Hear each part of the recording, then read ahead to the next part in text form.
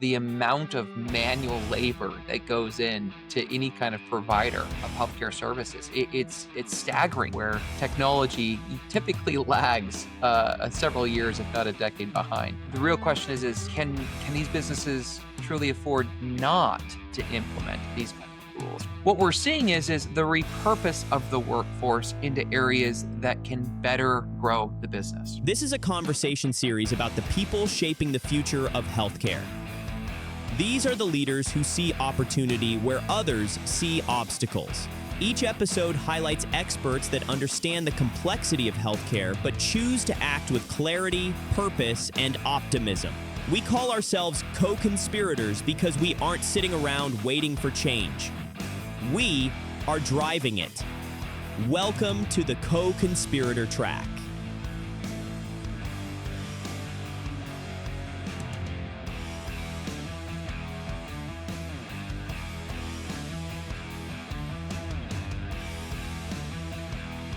So Brian, welcome to the Co-Conspirator Track. It's great to have you on. And if you could just start us off with telling us about you and your background and notable systems. Yeah, absolutely. Well, first and foremost, thanks for having me. It's a pleasure to be here. So a little bit about myself. My career hasn't always been in the healthcare industry or even health tech. I actually started my career at Wells Fargo Bank when I was in the banking industry. My studies actually was in finance, and so I figured I'd always go that route. But oddly enough, a career took a turn several years back, and I ended up joining Lincare, one of the nation's leading DME and medical providers that are out there. At Lincare, I actually served and worked as their VP of billing, overseeing a lot of their revenue cycle management processes. And I did that for about 7 years, at which time I switched roles slightly. I actually went over into their analytics, and I became their chief data officer, focusing on, the use of data, consumption of it, but most importantly, the business insights and changes that can be made through the use of the data, right? And that's where I really kind of got my passion for data, AI, just technology in general. I really feel that it is extremely powerful for any business, but extremely powerful in healthcare specifically, where technology typically lags several years, if not a decade behind. But after being there for another 7 years, about a total of 14 years, I've switched over to Notable Systems, where I currently act as their Senior Vice President of Client Strategy and Innovation, which is quite a mouthful for a title, but what I primarily focus on is how can AI transform healthcare industries and be better and more proficient at what they do. And here at Notable, that's our goal. We are here to help healthcare businesses and providers leverage and transform their businesses using newer technology like AI to not only keep the revenue that they earn, but also optimize their processes so that they can have better margins and provide better healthcare to the patients that really need it. That's great, Brian. So as you talked about your experience at Lincare, can you give us any specifics that maybe shaped your perspective on technology's role in this HME, DME space? Yeah. I'm going to kind of back up a little bit.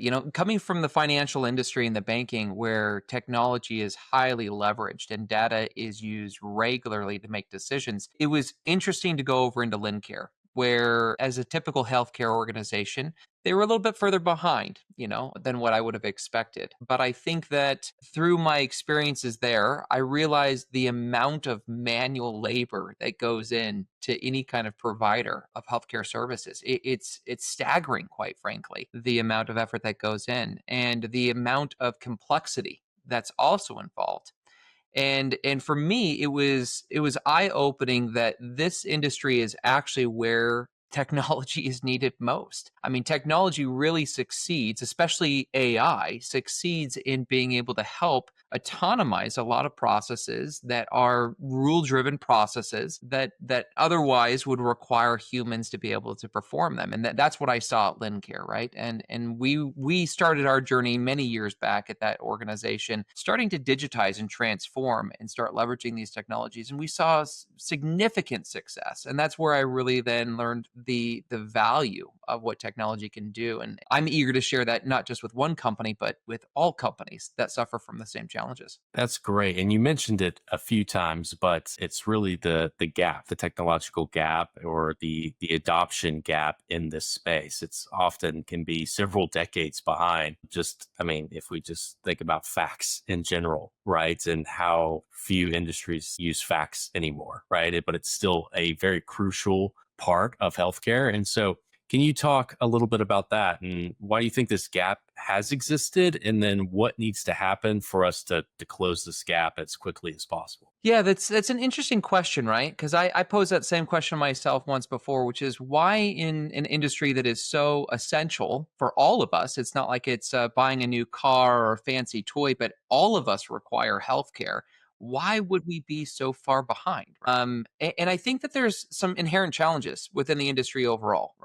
I would say the first part is the industry is a very high touch relationship driven industry. And so kind of adopting AI and adopting tool sets that kind of feel like you're pulling away from a patient can be a little deterring for some. But in reality, once you start looking at it through the right lens, that it's actually here to augment and fill in the gaps where you're not being able to be in front of a patient and assist them, that it actually allows for a better patient experience and to be able to drive that time. That's when you can start to see that shift. But that's not the only issue that I've also identified. I personally think that there's a couple other areas. First is the industry historically is highly fragmented.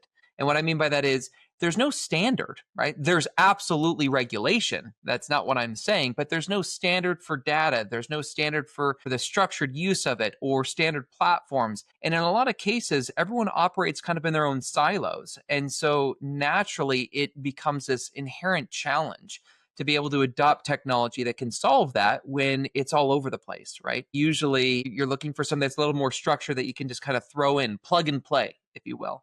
And it's not usually that simple in the healthcare industry. And then I think the last point that I'd probably make is it's challenging from a financial standpoint. Deploying new technologies is not only a challenge from a implementation perspective, but it's also can be costly. And in the healthcare industry, where especially in DME and HME, where you're really kind of constrained on what you can do with your finances, every dollar is highly scrutinized, and usually technology is looked at as a cost instead of an opportunity. And I think that to go to your next question that you asked, which is what do we need to do to kind of change that mindset, I think that's the first and fundamental point you have to look at, is not looking at as technology as a cost, but looking at it as an investment that can help accelerate and propel this industry or your business into growing faster, right?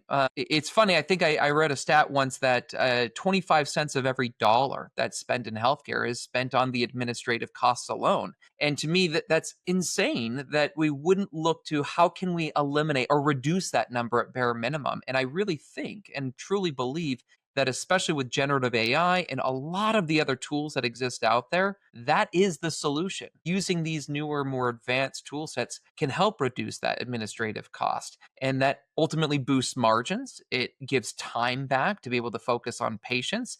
It allows for expansion and growth into other areas. And so changing the mindset of technology as a cost as opposed to technology as an investment, it would really do wonders, in my opinion. Yeah, you said two things that really stood out to me. One was the patient component of, why have we stayed so behind? Why has the industry stayed so behind? And the personal component of it. And I think we are so fearful of losing that component of healthcare. And I really think that technology has felt like you said, instead of an opportunity, instead of a way for us to actually be more personal and be more attentive to care, right? It is, we're scared of it, right? We're scared it's going to remove the personal touch, and especially with AI, right? Everyone is scared that your doctor's going to be replaced by an AI. And I still think we're very far away from that, For sure.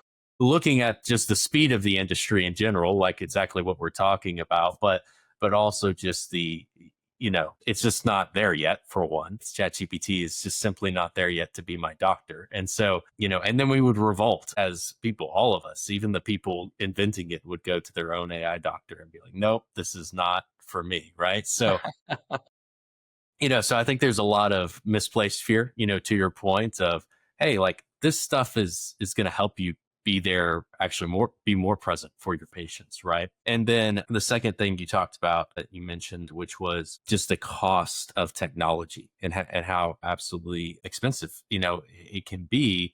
And it, that's part of our mission at Valier, as you know, is why we've built our event, data streaming technology, why we've built that utility, why we are leveraging RPA, why we're leveraging you guys on the AI side of things, is to make connectivity to new technologies or even onboarding new technologies as seamless and as easy as possible. So I couldn't agree more that, there's this mindset of we can't do that. We can't use that new tool or widget or SaaS or complete new solution because it's just simply too expensive, when really it's becoming actually less and less expensive because of AI, because of these new tools. Something I was going to add to that is I think that the real question is can these businesses truly afford not to implement these kind of tools, right?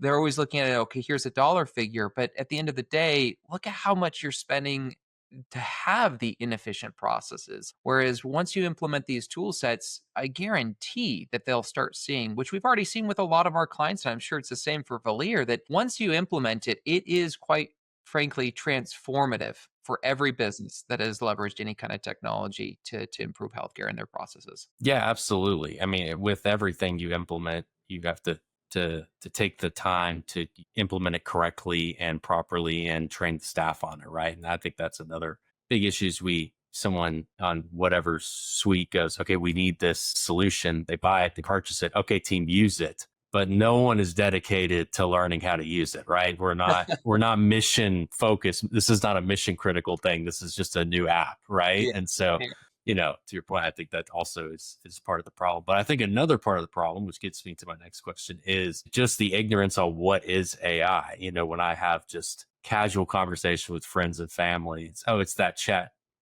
thing, that GBT that, someone called it GPT the other day. I'm like, okay, well, we're far away. We're too far still. Like, Yeah. and I think that it's just ignorance of what actually is AI. So can you kind of speak to the broader use of AI? I mean, other than Chat GPT, other than, an LLM, how is it being leveraged? And I think it's a great opportunity for you to share, how are you guys notable? How are you guys leveraging it to save your customers time and give them back time to spend on their patients? Yeah, it's a great question because I agree with your comment there. I think that the hype of generative AI, specifically with large language models, the Chat GPTs, the Google Geminis, the Anthropic Claudes, right? You hear about them all the time. They're in the news, I feel like, nonstop now. And it's just in the past recent 2, 3 years that we've heard so much about them. But AI in general is a very broad term. I mean, artificial intelligence, everyone is hearing about generative AI, but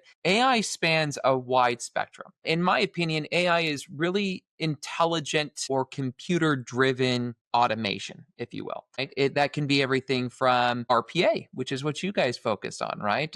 Being able to execute a series of tasks in a very standard serial nature. That way it can remove that human element, speed up the processes and reduce errors, right? AI goes beyond that as well. It can be simply, a prescriptive analytics can be a form of AI where you're being able to show and share what is the best course of action to get the best outcome, right? Generative AI is just one component, right? There's lots of pieces. There's a natural language processing, being able to interpret what someone's saying or what you've typed out, and then being able to revert that back into some form of machine code. There's elements that all have to be combined. And so from my perspective, anyone that's saying, hey, I want AI, well, AI's been around for a long time. Let's talk more about what is your challenge that you're trying to solve, right? And because not every challenge is solved the same way. And for example, large language models, as powerful and as impactful as they are,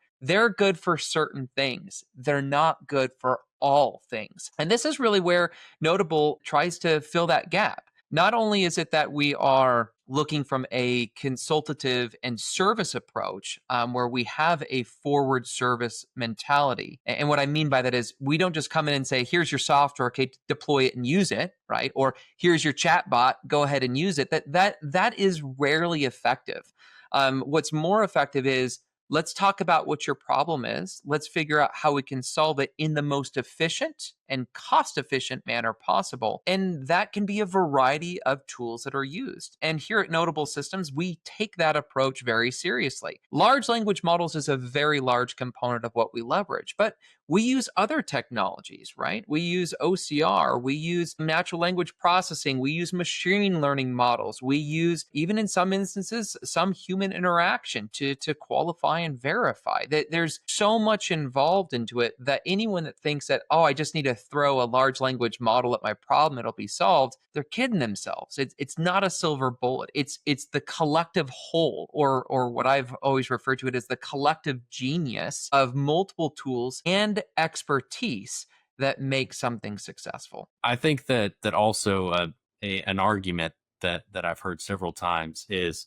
healthcare or HME. My business is just too complex to adopt AI. AI is not complex enough. It's too simple or it's too rudimentary for my business to adopt it. So how do you reframe that mindset? Have you ever encountered that, or what discussions have you had that have helped people kind of shift their mindset on that? Yeah, that's a great question. And I have heard that before, right? And I think that it's not just in healthcare. There's many industries where people would probably say, my business is too complex for AI. And honestly, my response is, your business is complex, and that's precisely why you need AI, right? AI is phenomenal when you're able to take those complex processes and digitize them, automate them, right? Rather than relying on a human that has to know a significant amount of information, as well as understanding every single step in a process and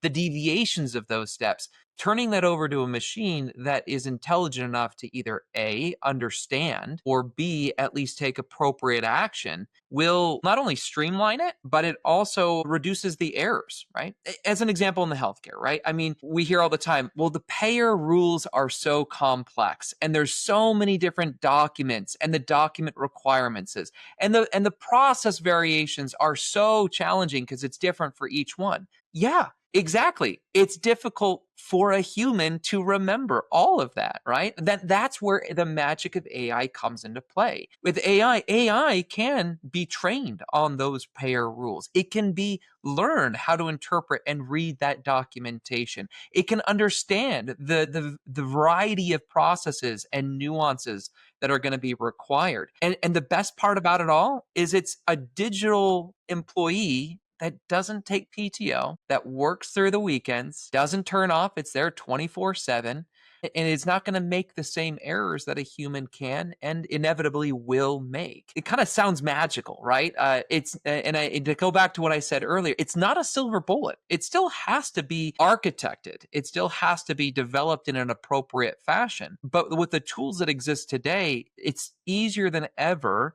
for experts who understand the tools to come and do that.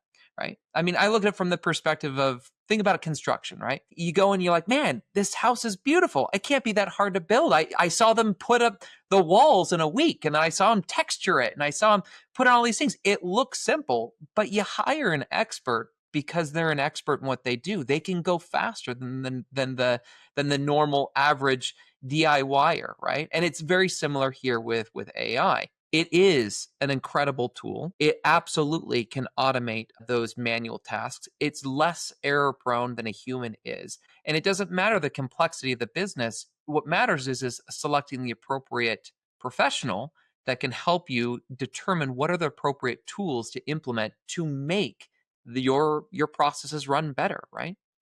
To give an example, just generally speaking, right? I come from Lincare, where we're respiratory, right? As an example, oxygen policy, oxygen from Medicare. There's two different types. You can have type 1, where if you have your oxygen saturation less than 88% and a few other requirements, then you qualify for oxygen. But there's another group category, which if you have oxygen saturation at 89%, there are other rules that are there. Well, a human, if they don't understand that there's those two groups, it's very easy for someone to say, nope, don't qualify, throw it out, I'm not going to move forward.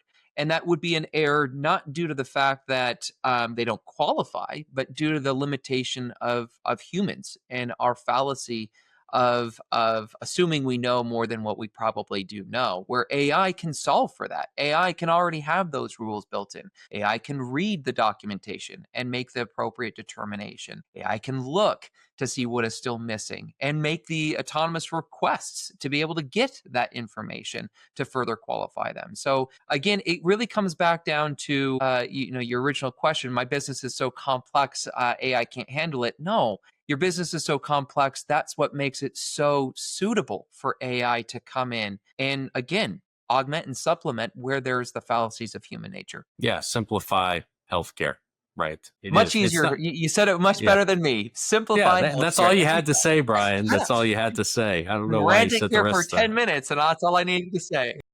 No, no, no, that's great. I think, you mentioned one thing. You said, it's like having a digital employee, right? And to get to another barrier, that is the fear. And even HME owners, business owners, they don't want to lay off their staff. They love their staff. They love their people, right? And so that is not just a fear of the staff doing the work, but even of the owner of like, oh, if I adopt this, well, I'm going to have to get rid of my people. But we actually found that's not true at all. I mean, we have a case study with a customer and they didn't lay off a single staff member.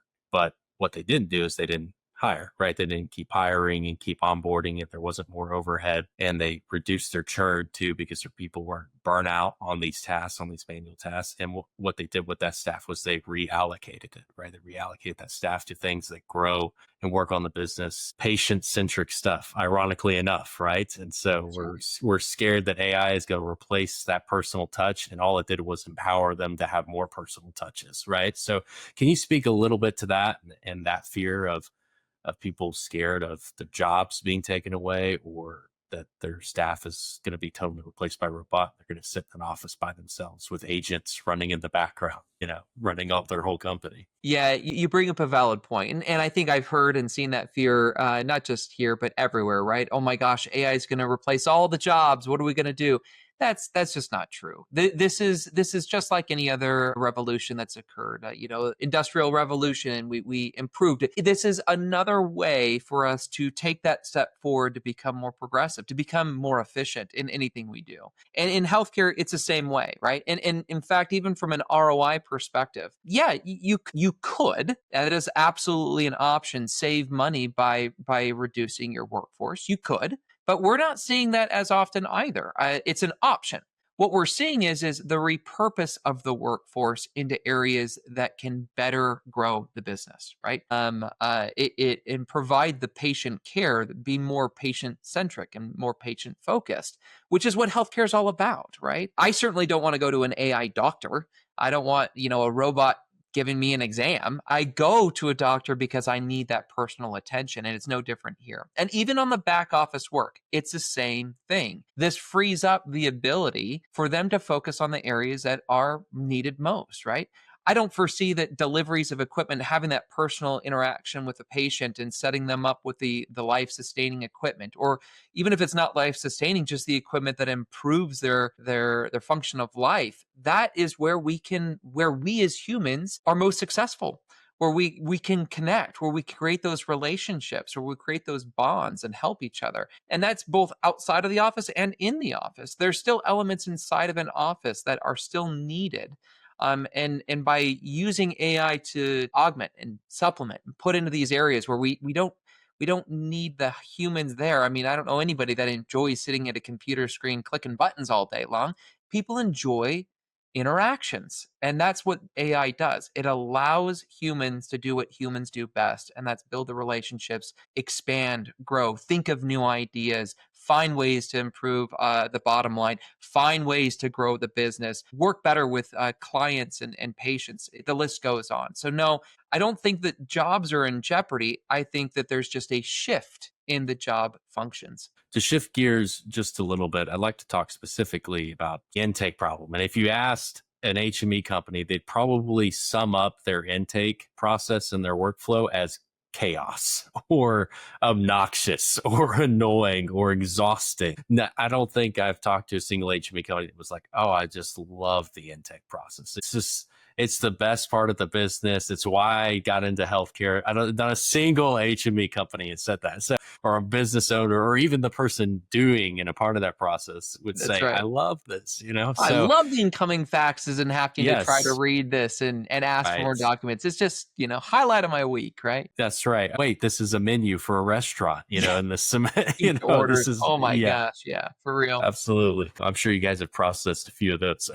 But so talk a little bit about that process. So why is it so ripe for AI to come in and transform that process? Yeah, great question. So, as you know, and as anyone that's listening that's worked in the healthcare industry, healthcare is notorious for unstructured data, right? Whether that is chart notes that are coming through via fax, whether that is medical documentation or prescriptions or orders. Their intake process inherently is a challenge because there is no structure to it. It is all unstructured. And that, again, is why AI is so instrumental here and why it is so transformative, is because that is an area where AI excels, especially with the use of large language models coupled with other AI tool sets, is it can extract the necessary relative data, even if it is in an unstructured format. That's one of our core products that we have with Notable Systems, is the ability to pinpoint and grab all the necessary data elements to feed it directly into a system. That way, it doesn't require someone to have to hunt and peck and look for where's the date of birth, what is the patient's name, what insurance do they have, is that a 1 or is that an I, right? There's so many different use cases where just the data extraction alone helps. But again, with the emergence of large language models, the interpretation of the data is now also a huge benefit with AI. Being able to read the chart notes, interpret the chart notes, and then apply the necessary rule sets on top to say, okay, do we have everything we need? And if not, then let's go ahead and systemize and autonomously request the changes, corrections, or missing required paperwork. So the intake piece is notoriously a headache and chaotic because inherently is chaotic. There's no structure, right? But that's what AI solves. AI takes the unstructured, makes it structured, and autonomizes it from end to end. And of course you bring up the intake piece, but that occurs throughout the entire process of revenue cycle, right? You have that intake portion, you have the qualification engine, but then you still have on the back end, you have audits and denials and the appeals, and I've got to write this letter, and then I've got to go back through my notes and the chart notes and re-educate myself on why was it denied, or was it denied erroneously? And that's just on the appeals piece, not to mention just the interpretation of why am I getting denied, which is not always as clear as it seems. Or another example, right? I could go on, but another example was a prior authorization request. And I know that Valir is doing great here with RPA and being able to automate those tasks, where in which, again, it's that chaos of I've got to extract the information, then I've got to request it via web portal or via fax or via phone call. All of these areas of chaos, as you've stated, are headaches for humans, but are beautiful for AI. Computers thrive in being able to organize the chaos. And so I think that's why AI is so instrumental here. Again, remove the element of the human that's going to make those mistakes, that really, quite frankly, does not enjoy that portion. Let the computer, let the AI, let the machine do that element, and let the humans focus on what we do enjoy and what we're good at.